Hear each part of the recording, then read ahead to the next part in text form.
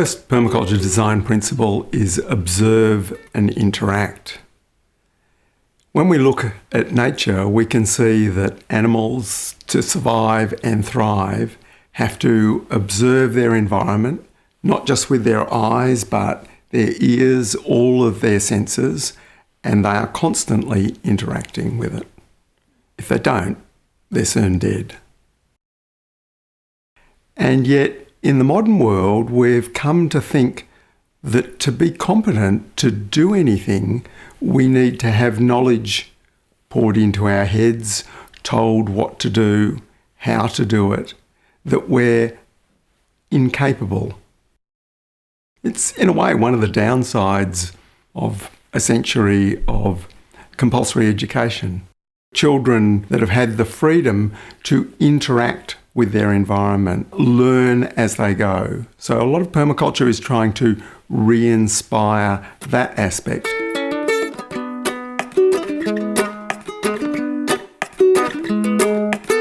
What we have to do to be successful gardeners, for example, is we've got to observe what's happening at particular times. Are those things ripe yet? Are those seeds coming up? Things which are subtle, small, slow-moving. And yet the modern world teaches us about on-off, digital, bright, very clear signals. It's like we need to turn up the sensitivity, the volume on our senses to work with nature.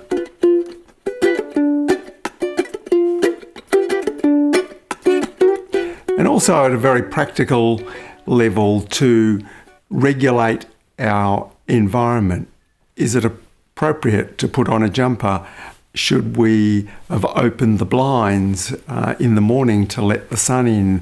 Constantly monitoring and engaging with our environment. And this process of observing and interacting reminds us that what we see is different depending on who we are or our perspective.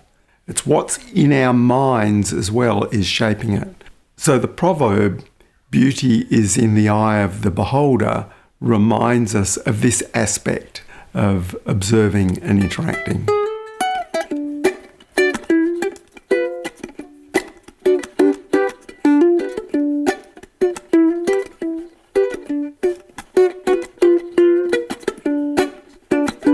Okay, so what does using this principle of observe and interact look like in your day-to-day? How can we cultivate new skills in observing, learning, and then interacting with that knowledge in a way that empowers you and creates a permaculture life? Firstly, this principle is about cultivating awareness of our bodies, our homes, and the environment around us. And then using that knowledge that we gain from that awareness to instigate positive changes, both big and small. The interacting part of this principle is where the fun really gets going though. What will you choose to do with your new knowledge? How will you make change? Let's have a look at some of the actions that you can choose. Now, as we mentioned at the beginning of this course, the plan for each of these principles is for you to choose one action from the list below to commit from. Once you've made your choice, you can start taking that action today or next week or whenever you have the weekend off. Whatever you need to do is fine. The step for you to take right now is to watch and read through the actions below and then choose one to commit to. The first action for you to choose from is to learn 5 of your wild and useful local plants. This action is about observing and interacting with your local wild spaces, even if that means just the park at the end of your street or the spare lot or that bit of land by the train line. It's a great way to get to know where you live on a whole new level and to get to know your local weeds as well. The second action is to research the life cycle of one product that you use daily.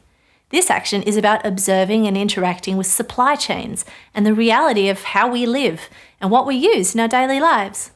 By researching and understanding fully the whole production cycle of even just one of your daily products, you're much better armed to make good choices about these types of products and to better understand the value and impact of what you're bringing into your home.